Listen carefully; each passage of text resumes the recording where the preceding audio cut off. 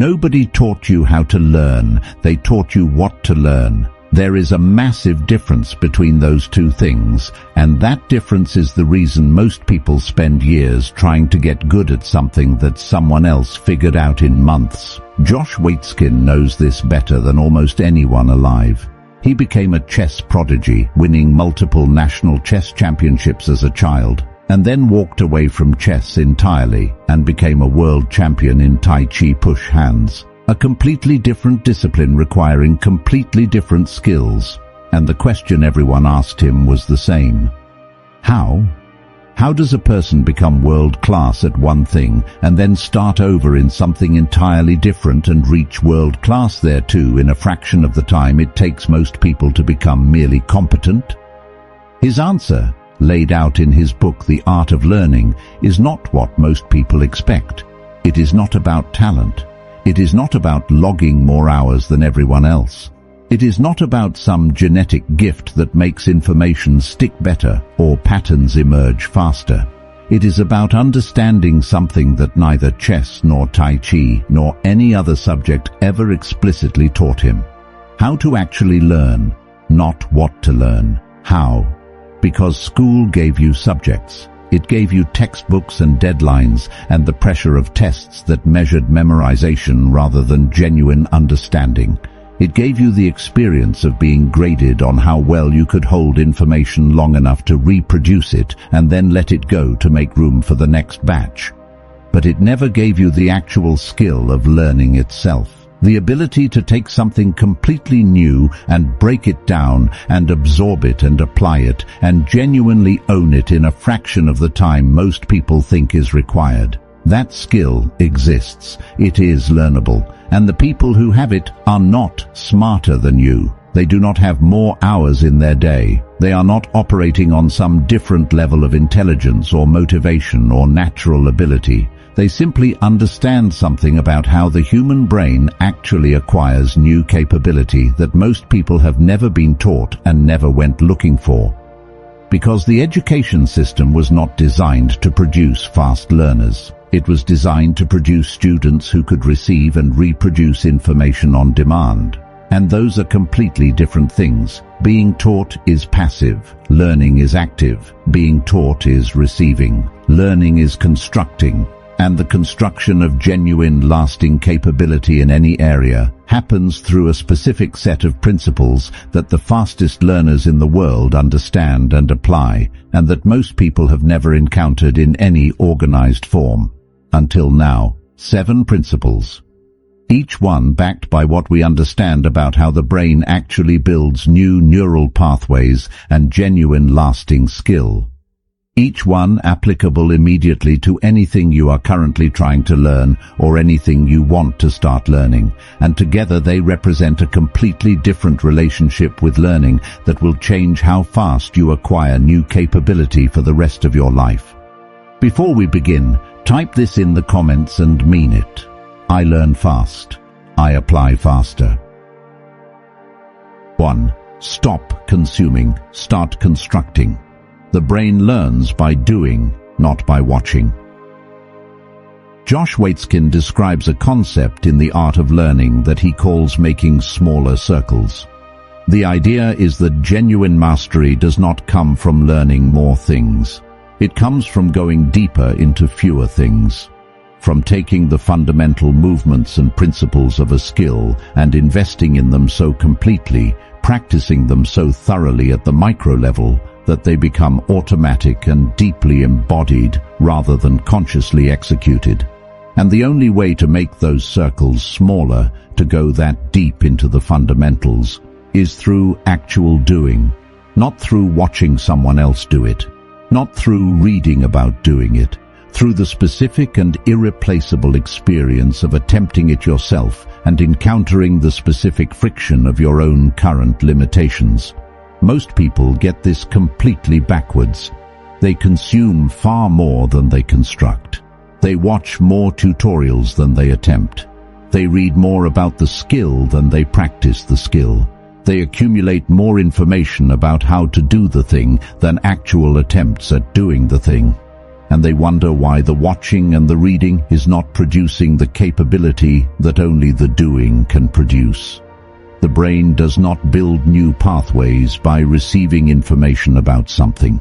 It builds new pathways by attempting something, by engaging with the material not as a passive receiver but as an active constructor of understanding through direct experience with the actual task. This is not a motivational concept. It is a neurological reality. When you watch someone else perform a skill, certain neurons fire in observation. When you attempt the skill yourself, a completely different and far more extensive network of neurons fires in actual engagement.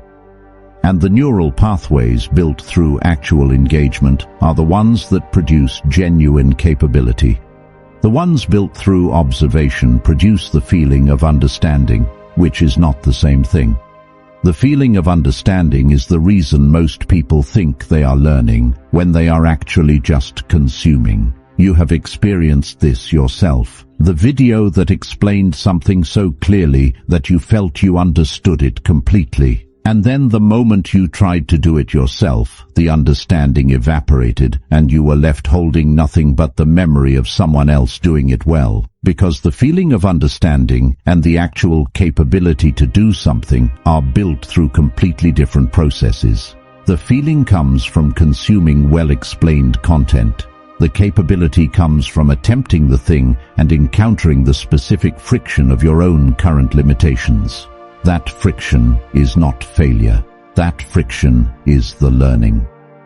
Waitskin describes his own learning process as one of constant investment in the fundamentals through actual practice rather than through intellectual understanding of the fundamentals.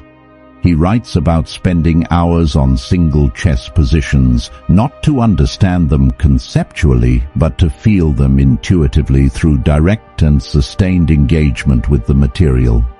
The difference between intellectual understanding and intuitive embodiment is built entirely through doing, and the person who understands this shifts the ratio of their time dramatically.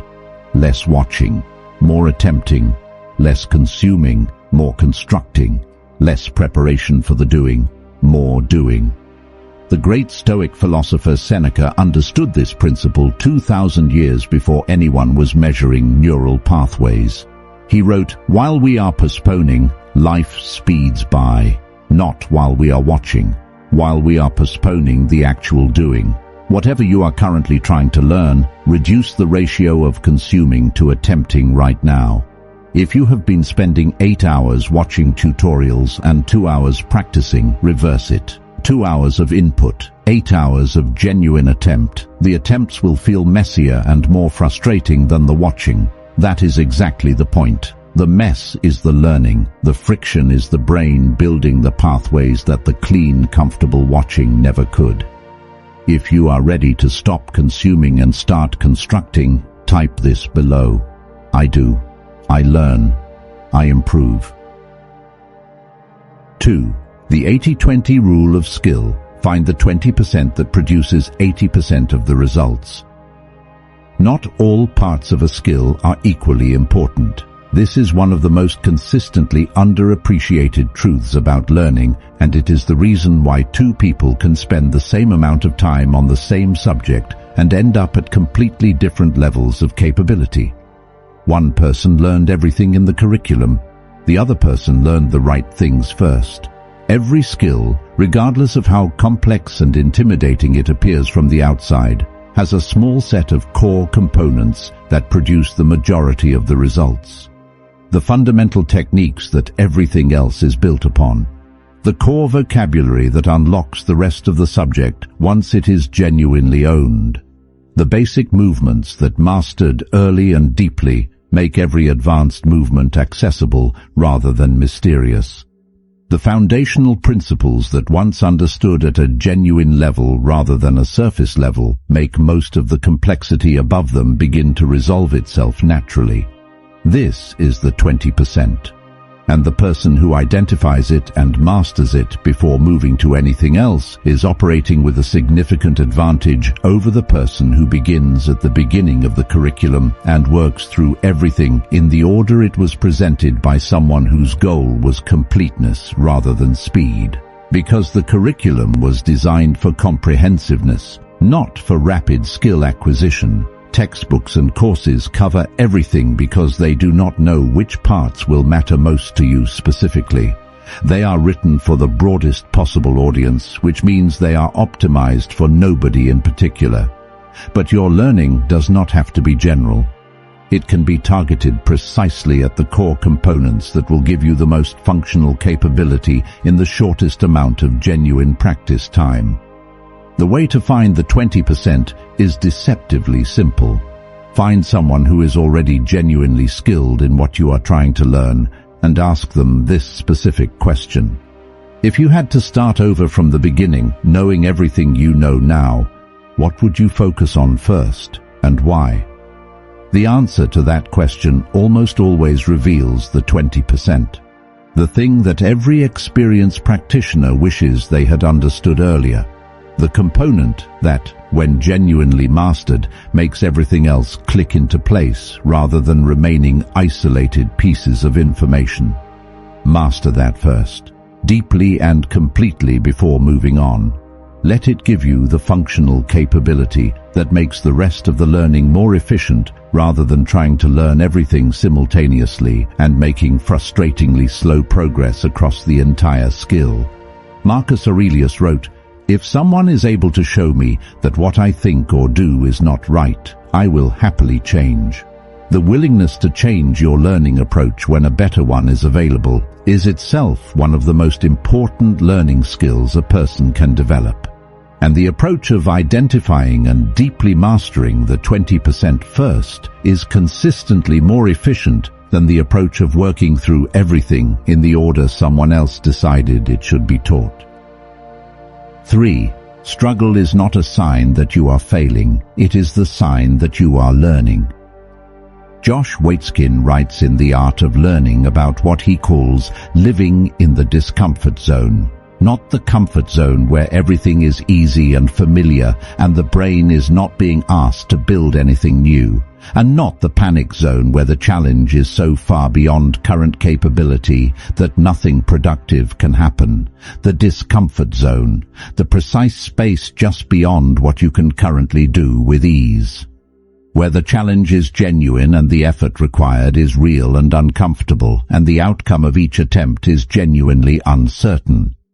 That space, uncomfortable as it is to inhabit consistently, is where all meaningful learning actually happens. And most people spend almost no time there, because most people stop learning at the exact moment learning is most productive. The moment the material stops making immediate sense and requires real mental effort to penetrate. The moment the practice produces frustration rather than smooth and satisfying progress. The moment the genuine struggle arrives and the brain signals that this is hard. They stop, not because they cannot continue, but because they have been conditioned by years of schooling and grading and performance evaluation to interpret difficulty as a signal that something is wrong. That they are not smart enough for this particular thing, that they are approaching it incorrectly and need to find a clearer explanation before continuing. That the struggle is evidence of inadequacy rather than evidence of genuine engagement with something worth learning. But the difficulty is not a signal that something is wrong. It is the most reliable signal available that something is right, that the brain is operating at the edge of its current capability, that the challenge is genuine, and therefore the growth it produces will also be genuine rather than the shallow familiarity that easy material produces.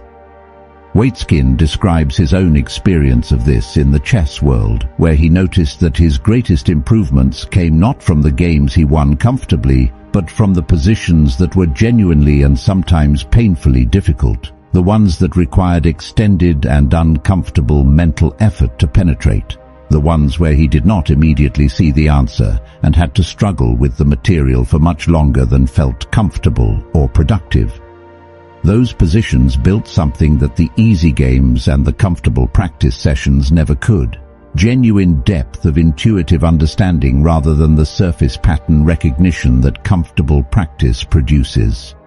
Researchers who study how learning actually works call this desirable difficulty, the challenges that feel significantly harder in the moment, but produce dramatically better long-term retention and genuine capability compared to the easier approaches that feel more comfortable in the short term, but produce less lasting and less usable learning over time. The harder path through the material is almost always the more efficient path. Not more efficient in terms of how it feels while you are walking it, more efficient in terms of the actual capability built per hour of genuine engagement. The person who embraces the struggle, who deliberately positions themselves in the discomfort zone and stays there rather than retreating to familiar ground, is building genuine neural pathways through the resistance that the comfortable path never encounters. Epictetus said, "It is not what happens to you, but how you react to it that matters." And the reaction to the struggle of learning is one of the most consequential choices available to a person trying to develop genuine skill. Interpret the struggle as failure and retreat to comfort, or interpret it as the most reliable signal that the learning is working and lean in deliberately. The first reaction produces slow learners who plateau early. The second produces fast learners who keep improving long after others have stopped. If you are ready to embrace the struggle as the actual mechanism of growth, claim this below. Struggle means I am growing. 4. Spaced repetition. The brain forgets on a predictable schedule, and you can use that schedule to learn permanently. Here is something the education system never taught you about how your own memory actually works. You forget things on a completely predictable schedule. Not randomly, not based on how important the information is or how much you want to remember it. On a curve that has been well understood for over a century and that most learners are working directly against rather than with. The forgetting curve shows that after learning something new, you forget roughly half of it within the first day if you do not review it, and then more of it over the following days, until the majority of what you learned has faded back into inaccessibility. This is not a flaw in your memory. It is a feature of a system designed to maintain only what it regularly needs to access. The brain does not maintain information it is never asked to retrieve.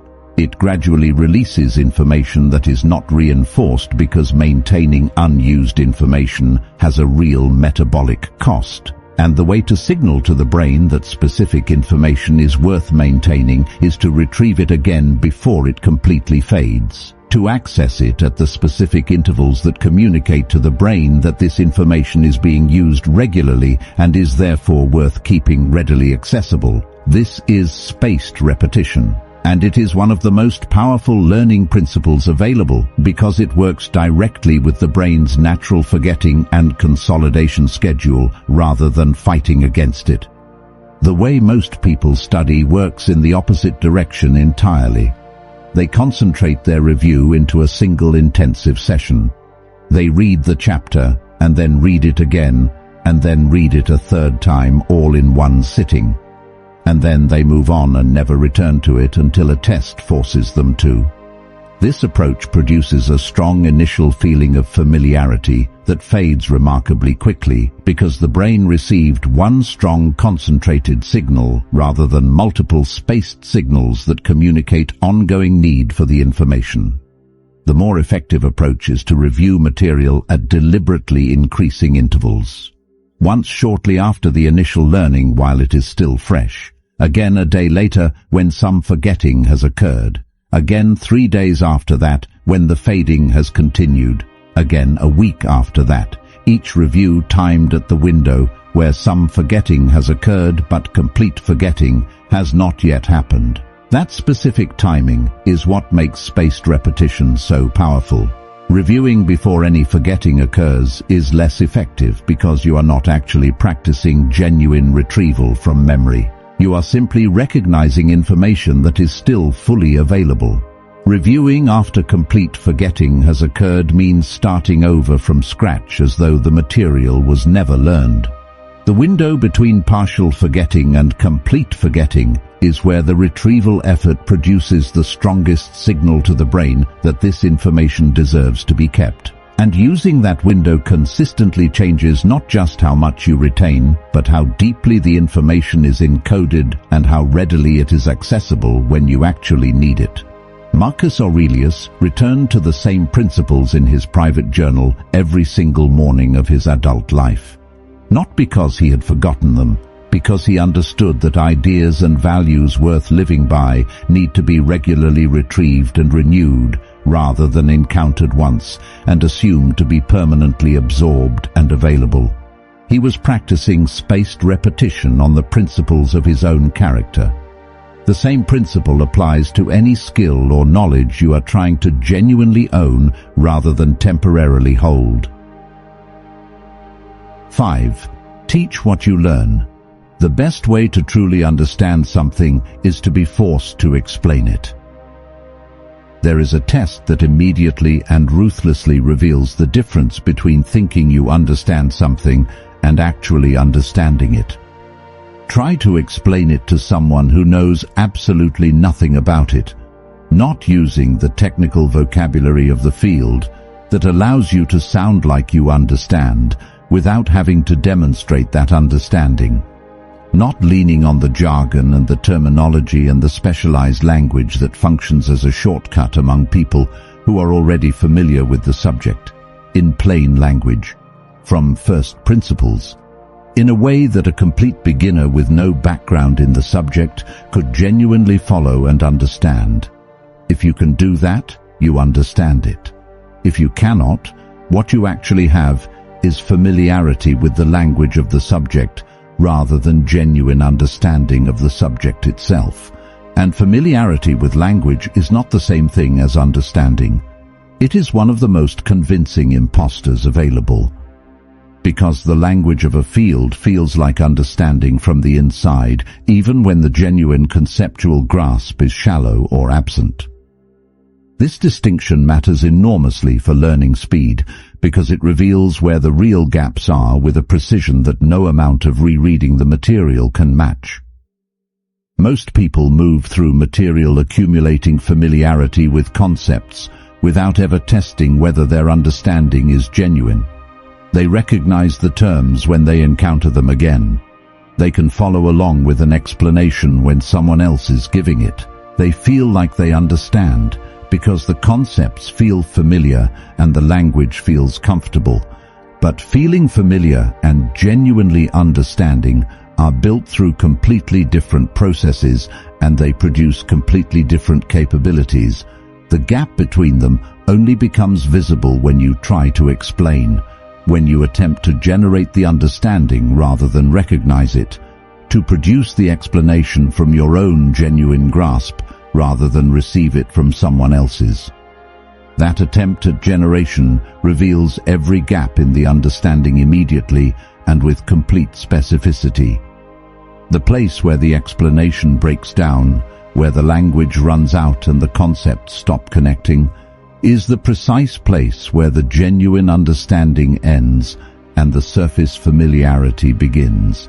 And that specific location of breakdown is the most valuable learning information you can receive, because it tells you exactly where more work is needed, not a general sense that you should probably study more. The precise point where the genuine understanding is insufficient and needs to be rebuilt from a more solid foundation. The practice is simple. After learning something new, close the book or end the video and explain what you just learned out loud, or in writing, as though you are teaching it to someone who has no background in the subject. Where the explanation flows clearly and completely, the understanding is genuine and can be relied on. Where it stumbles, where the words run out or the concepts fail to connect, the understanding needs work. Return to the material specifically at the point of the stumbling. Work with it until the explanation flows again, and then explain again to test whether the gap has genuinely been filled or only papered over with more surface familiarity. Seneca wrote, "Docendo discimus." By teaching, we learn. The teaching is not the reward you collect after you have finished learning. It is one of the primary mechanisms through which the genuine learning actually occurs. 6. Feedback is the fuel of fast learning. Without it, you are perfecting your mistakes. Josh Waitzkin describes in The Art of Learning what he calls investment in loss, the willingness to deliberately put yourself in situations where you will lose, where you will be visibly outperformed by someone more skilled, where your current limitations will be on full display rather than carefully concealed behind the privacy of solo practice. Specifically, because those are the situations where the most rapid and the most honest learning occurs. This is one of the most psychologically demanding aspects of genuinely fast learning, and it is one of the most consistently avoided. Because seeking feedback early, before you feel competent enough to not be embarrassed by what the feedback might reveal, requires the willingness to be seen at your worst, the willingness to show someone who knows more than you what you are currently doing, and to receive their honest and potentially uncomfortable assessment of it.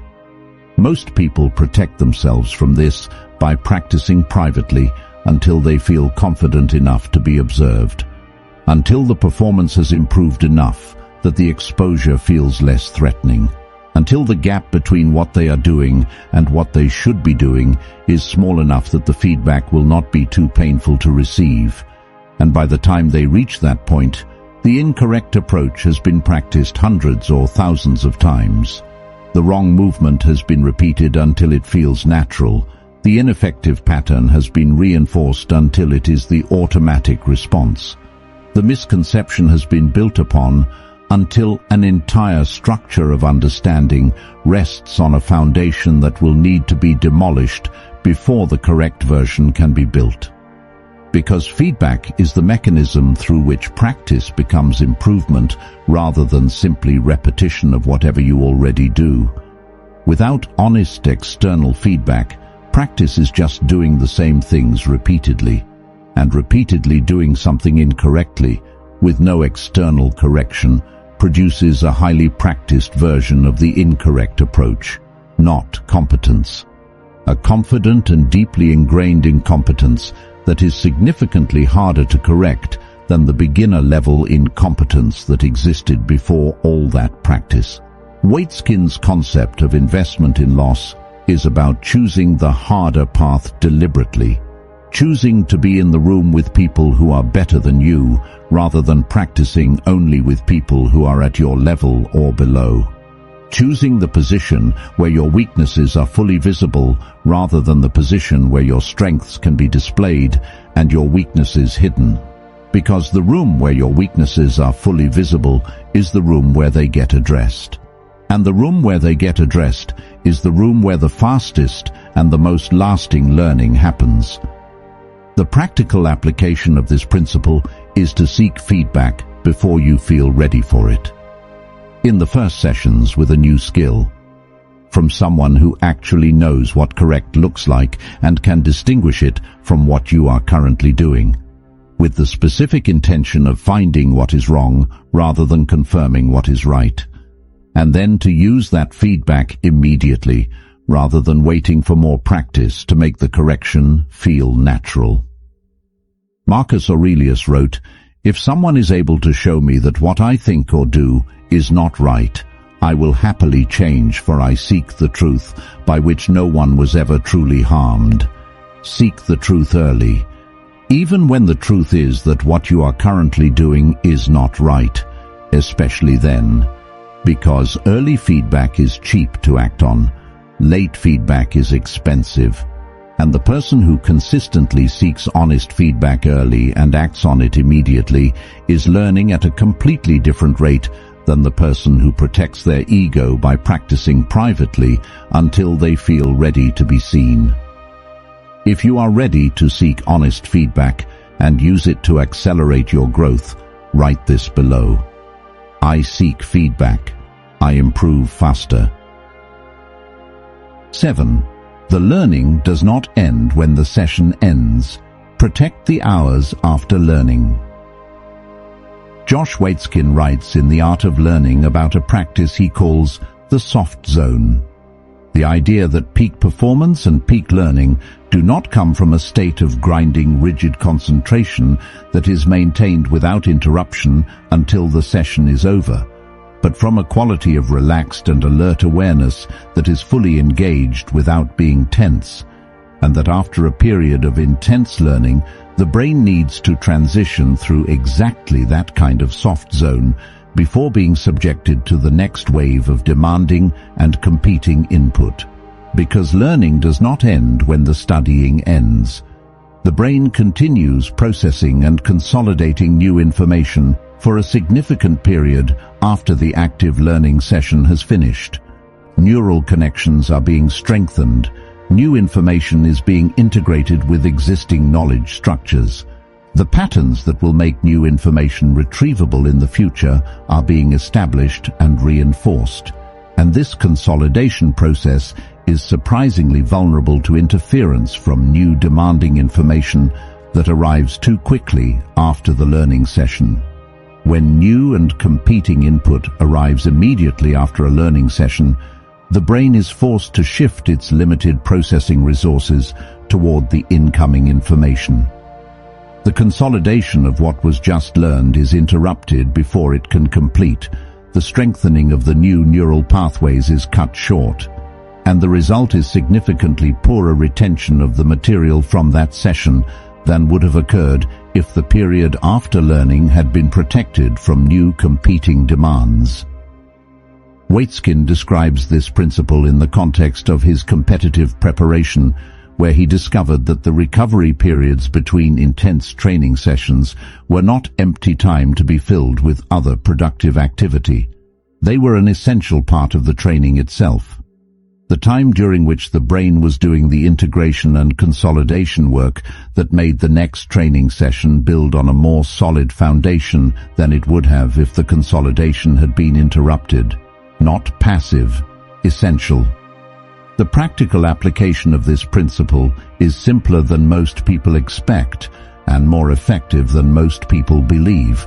Protect the period after a focused learning session from new demanding cognitive input, not by doing nothing necessarily, by doing something that does not compete with the consolidation process, something physical, a walk.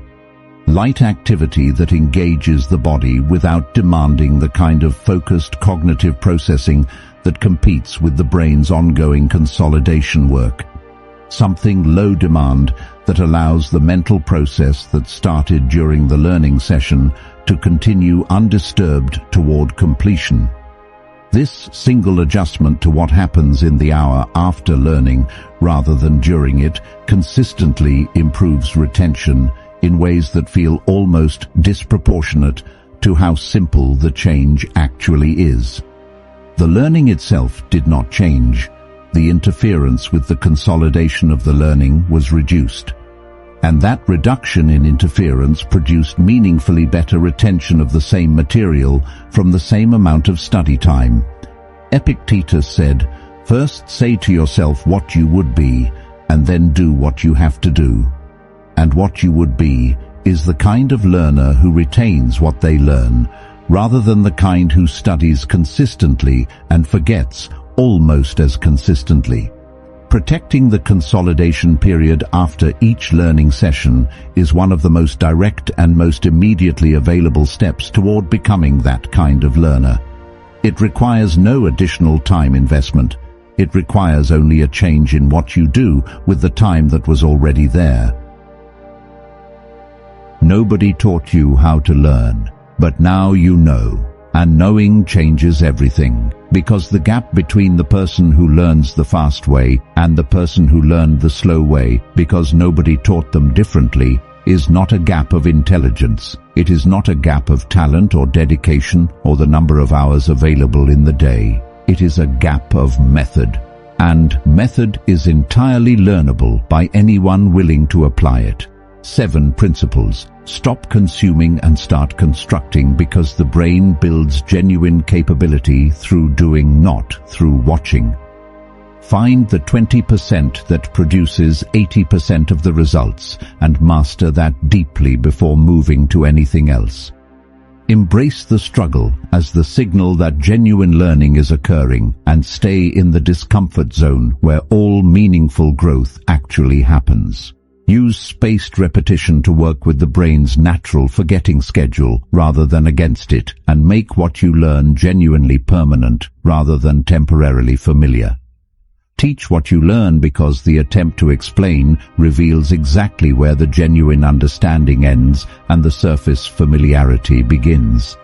Seek honest feedback early before incorrect pathways become deeply established, and act on that feedback immediately, regardless of how uncomfortable the exposure feels. And protect the period after learning to allow the consolidation process to complete undisturbed and produce the retention that the learning session alone cannot guarantee. Josh Waitzkin spent his life discovering these principles through direct experience in two completely different disciplines, and then articulated what he found in the art of learning. The Stoics spent their lives discovering the same fundamental principles about a different kind of learning, the learning of how to genuinely live. The principles are the same in both traditions. Do the actual work rather than preparing endlessly to do it. Embrace the difficulty rather than retreating from it. Seek honest feedback rather than protecting yourself from its discomfort. Protect the conditions that allow genuine growth to occur, rather than filling every available moment with more input. These 7 principles, applied consistently and genuinely to anything you want to learn, will change the speed at which you acquire real capability. Not slightly, significantly enough that it genuinely starts to feel unfair compared to the people around you who are still learning the slow way, because nobody ever taught them the fast one. The most important thing right now is not to consume what you just heard. It is to apply it to the very next thing you are trying to learn, starting today rather than when the conditions feel more ready. Because the brain does not build new pathways from information about how to build new pathways. It builds them from the actual attempt to use what was just learned in the real and imperfect and friction-filled process of genuine application.